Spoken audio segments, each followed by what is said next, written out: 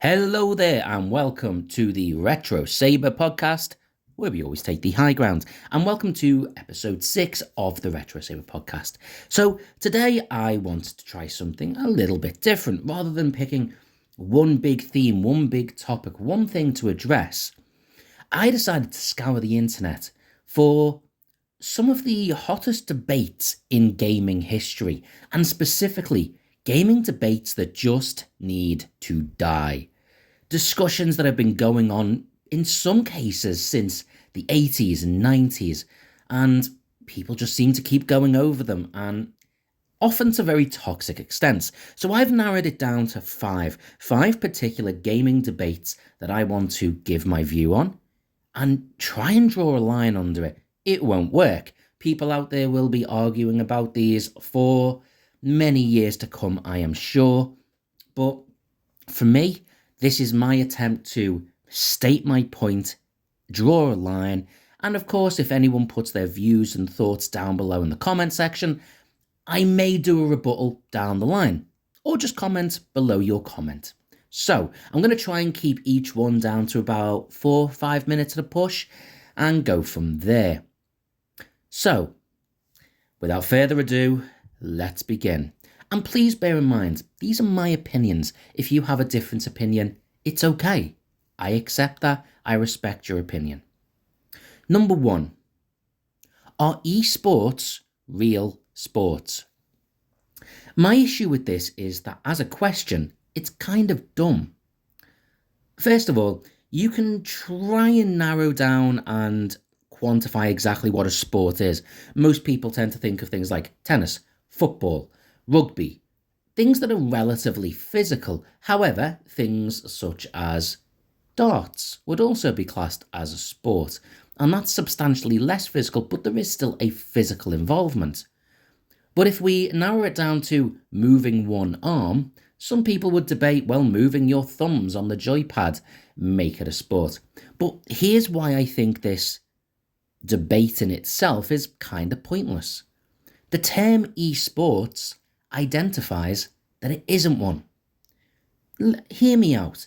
If you've got vegetarian bacon, you know it's not bacon. The fact that they're calling it the vegetarian equivalent of bacon means it isn't bacon. But there's nothing wrong with someone who is a vegetarian saying, well, this is kind of like bacon, but I can eat it. To me, esports means this is an electronic sport. It's not sport in itself, but it is competition. It's electronic sports. E-sports. So, why is there such debate about this? Well, maybe it's because you have people who are very good at sports, good footballers, good cricket players, golfers, swimmers, whatever it is, who put in a lot of time and effort into their craft. And then they might see people who do gaming as maybe being a bit lazy. That's a perspective and a viewpoint I think a lot of people have. This basement-dwelling gamer that sits there with a pile of crisps or chips, as the Americans would say, scattered across their chest, playing video games to the early hours of the morning, becoming lazier and lazier by the day. And they don't like to think that that person can win a trophy and awards and gain credit and, God forbid, actually make money and success and even fame from that. But they can, and that's okay. Because as much as sport is about competition, it's also about entertainment. You can have a very good sport. You can have a sport and a sports personality, a star who is the best in their field. But if that sport doesn't generate any money, the sportsman or woman themselves isn't going to generate a great deal of money from it either. Esports, like it or lump it, does actually generate a lot of interest, a lot of sponsorship, and therefore a lot of money, and people that enter in it can win prizes and win a lot. Is it a sport? No, it's an e-sport. When I'm playing FIFA on the PlayStation, I don't see I'm playing football, but I'm playing a football game. That's all. So my answer, no, it's not. But it still deserves respect. Because people, as much as we may, or some people may look at these people and go, they just sit there playing games all day, they're still having to hone their craft. Or are you telling me that every footballer out there hates playing football? Let's be honest. The majority of people trying to break into football do it because they like the sport. They enjoy what they're doing. Yes, you can argue that it takes a lot more physical discipline and training, but they're still doing what they enjoy and trying to turn it into some sort of career or profit. That's enough for me. Number 2, are video games art? Ooh, this one's a tricky one. And yet, at the same time, it's not. What do you define art as? What do you consider art? Well, pretty much everyone would accept that a painting is art. Pretty much everyone would accept that music, to some degree or another, is art. We have the performing arts. It's literally what they're called in colleges and universities around the world, where people who are acting, singing, dancing, these people are performing a work of art. So if dancing can be an art, maybe sports can be an art, because it's physical. I don't know. All of a sudden, what makes an art becomes quite obscure. But let's break video gaming down to what it is. First of all, the graphics, what you visually see. I would argue that it takes just as much time and effort to program and design a landscape in a video game as it does to paint one. And to make that not just viewable from one perspective, but multiple perspectives and dimensions that the player moves around. I would say the graphics are art. But then there's music. Well, some of the most beautiful music I've ever heard have been in video games. The soundtracks to games like Resident Evil 1 and 2, especially. The music heard in Assassin's Creed Origins. 8-bit classics like some of the Super Mario games and 16-bit versions of them. They're beautiful tracks, they're beautiful music. So can't that be art? And then there's the video game itself. Well, whether you consider the movement of a character around the environment art, but would you consider a movie art? Well, a lot of people would. Some wouldn't, but a lot of people would. How can you say that performing arts are an art, but what a lot of those people go on to do isn't one? So I would say, yes, movies are an art form. But what about if it's not with actors? What if it's voice actors? Is that still an art? Well, that's a part of it. And those same voice actors work in video games. We're past the days of video games having cheesy, dodgy dialogue and acting, with now some of the finest actors in the world featuring in video games. Are video games art? Well, the voice acting is, the graphics are, the music is. I think it comes down to almost a pointless point whether or not the video game itself is, when so much of what's in it is. You could argue that a video game contains as much, if not more, art than a movie, a song, a painting, because it has all of those and more. And if you are a fan of gaming and you've played that one game that just really speaks to you, you may consider that gameplay to be art as well. Simple answer, absolutely. If you are telling me that you do not consider a video game art, I'm not saying it's quality art, That's down to each individual game. But if you don't consider it even a possibility, you have to be willing to say that music is not art, that acting is not art, that visual designs are not art. What? Unless they've been hand drawn?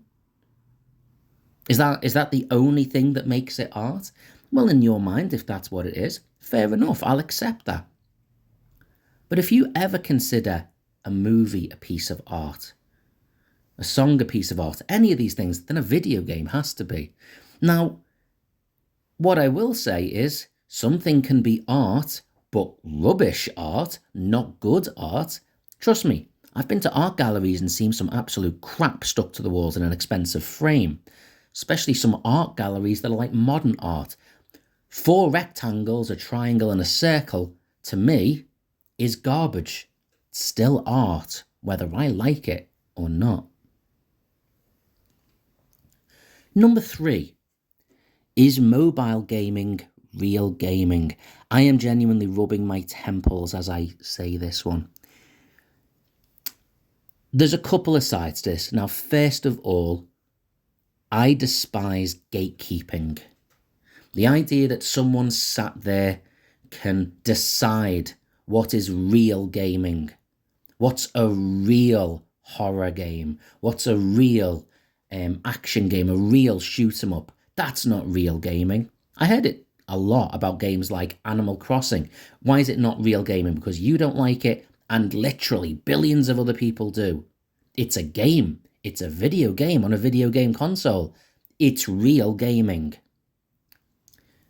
So the idea, the concept of sitting there deciding whether someone's a real gamer, and I'm doing the little bunny ear brackets as I say this, is kind of silly. It may not be for you. There are lots of games that aren't for me. I've heard it debated that if people just play FIFA, they're not real gamers. I've heard it debated that if people only play puzzle games and cartoony games, they're not real gamers. If they only play dress-up games or virtual reality, it doesn't matter. They are all video games. Now, mobile phone games, they fit into a fair few different categories, let's be honest. There are some of them that are direct ports of other games from consoles.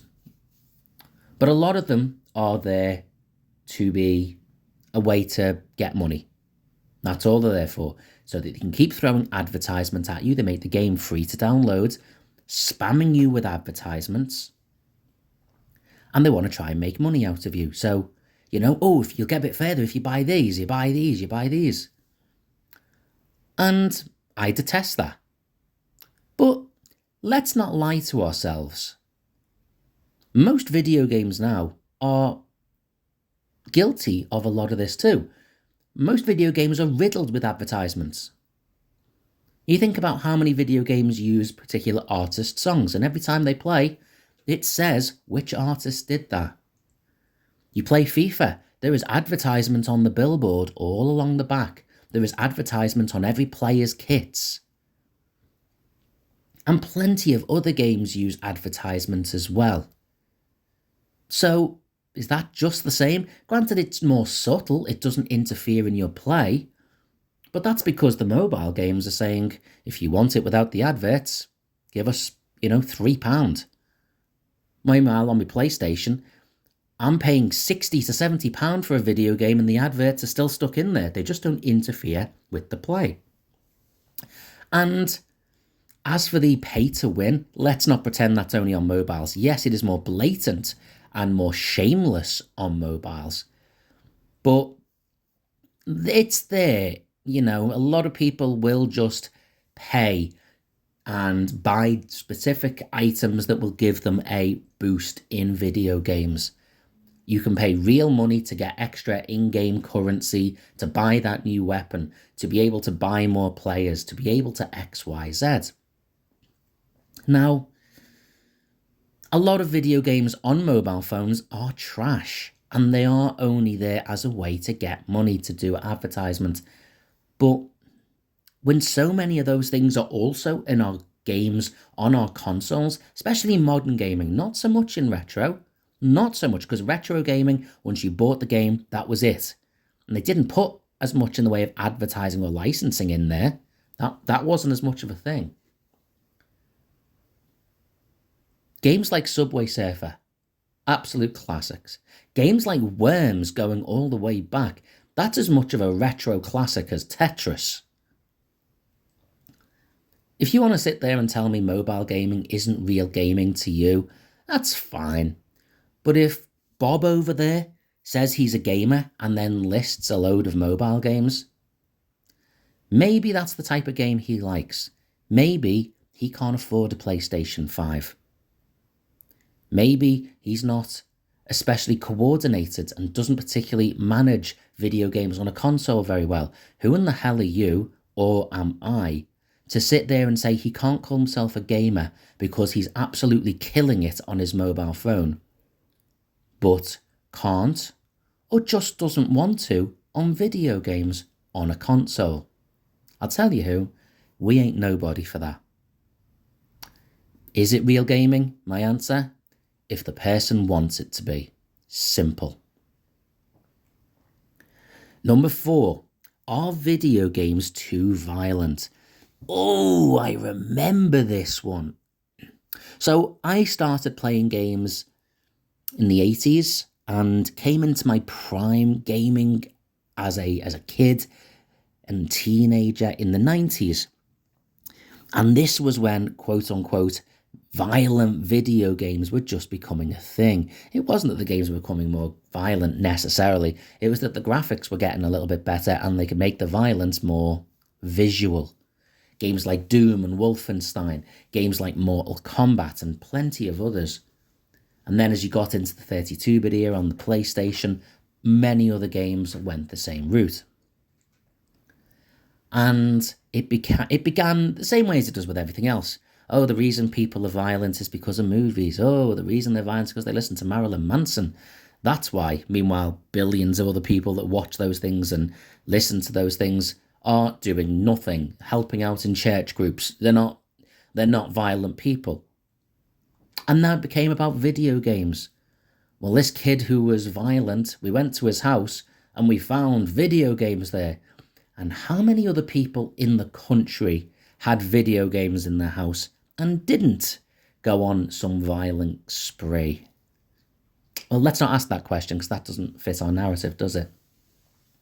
Now, there is more than one side to this. Bear in mind, back then, video games didn't have any sort of real official laws around the who could play them. Now, you ask me now as a 43-year-old, was it okay with games like Mortal Kombat where people's spines were being ripped out and then they'd come back in the next game? Is that okay? For someone of 6, 7, 8 years old to be playing? Absolutely not. Absolutely not. I accept that, but that's a different question, isn't it? The question there is, are these video games too violent? Is the language in this video game too explicit? Is the content in this video game too littered with sexualized content, drug paraphernalia, horror references? Are these games unacceptable for people of a particular age? The answer to that is absolutely yes, which is why we started to introduce age ratings on games. And I'm all for that, by the way. I genuinely am. In fact, I would say parents and people who sell video games to people underage should be held accountable. Parents who buy a video game and let a child too young to play that game, if they start to present in a way that's unacceptable, that parent needs to be held accountable because that game is not meant for them.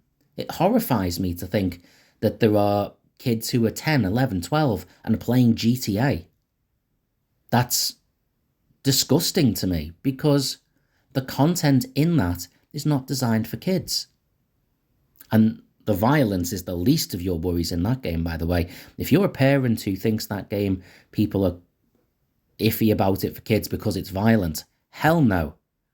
nudity, drug paraphernalia, very graphic sexual violence and worse, that is not for kids. And that's what you're exposing your child to.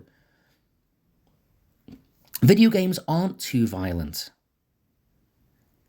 but they are specific for an audience, like every other form of art. Yeah, I brought that one back. Like movies. Insidious and Conjuring, are they too scary? No. But they would be too scary for some people, and certainly would be inappropriate to show people of a certain age. The issue is people having access to something that is not age appropriate. That doesn't mean that even if someone's age appropriate, they'd react well to a particular thing. I know a lot of people who were well over the age of 18, 20, even 30, and would still struggle to sleep at night if they watched a horror movie. That's not the movie's fault, okay? We don't need to start censoring things from being offensive because they don't work for a particular person. Just don't let particular people play them. And number 5, the final one, and I can't even believe this is still out there as a debate. Are video games just for boys and men? Oh my God, of course not. Now, let me be clear. Do sometimes video games get marketed towards boys or men? Quite possibly. Absolutely, I would say that's a potential thing. However, video game companies don't market their game towards an audience for any other reason than it is what will sell the best. There are some games they market towards men because they know the majority of people that will be playing it are likely to be men. They will market some video games specifically towards girls because they think they are much more likely to buy them, and their sales will usually support that, no matter what we think.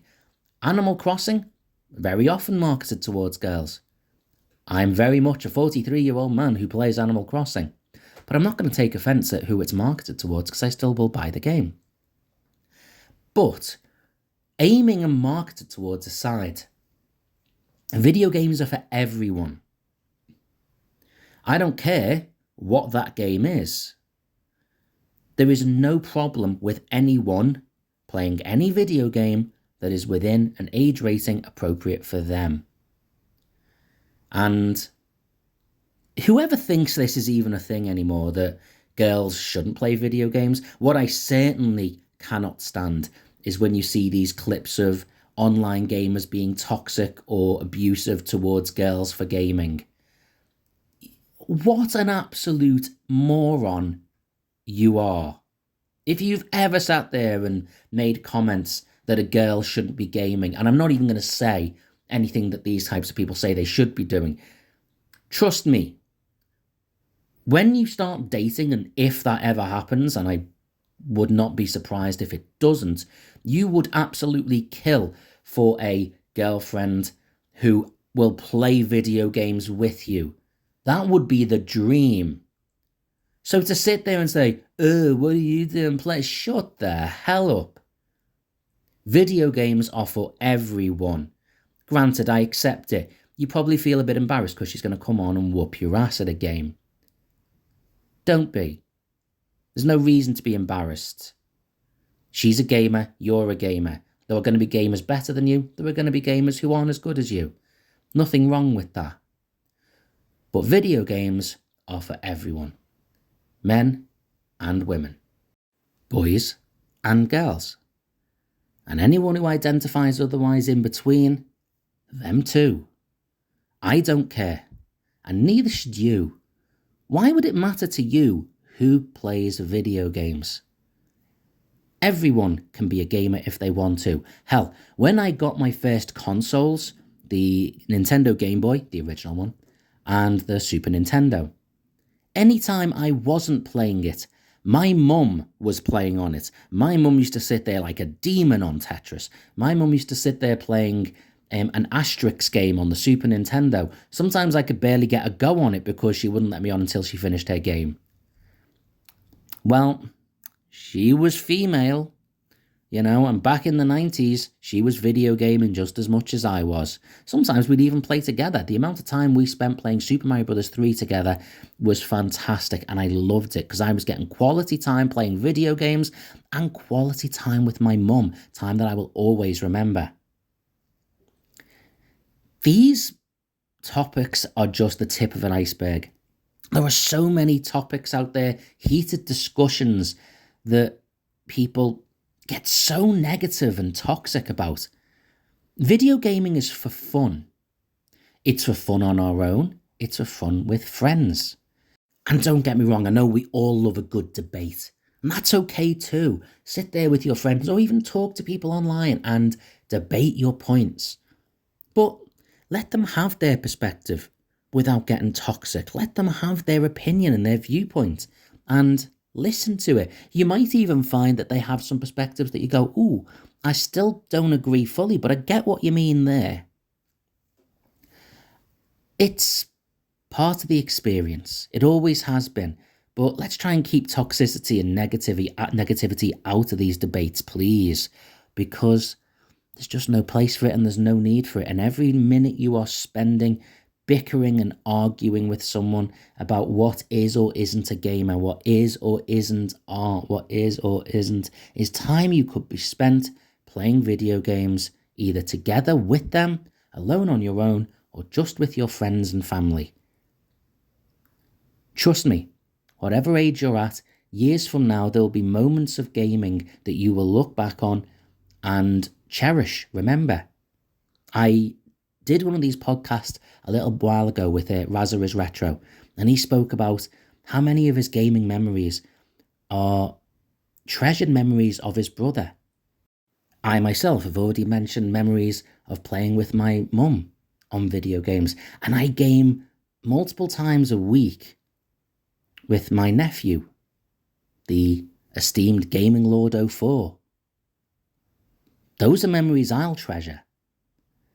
Let's make gaming about that, instead of arguing whether Candy Crush is a real game, meanwhile chugging tons of money into FIFA. Anyway, gonna leave that there, guys. Thank you so much for watching and listening to this. I really do appreciate it. It means a lot to me. If you have any different opinions, put them down below. I'll happily read them. I'll happily respond. And as I say, down the line, I might do a podcast where I do a little bit of a rebuttal, a response to what people have said. Until next time, thanks for listening. Have a great weekend and have a great Halloween. I know that's coming up soon if that's something you celebrate and enjoy. Until next time, take the high ground.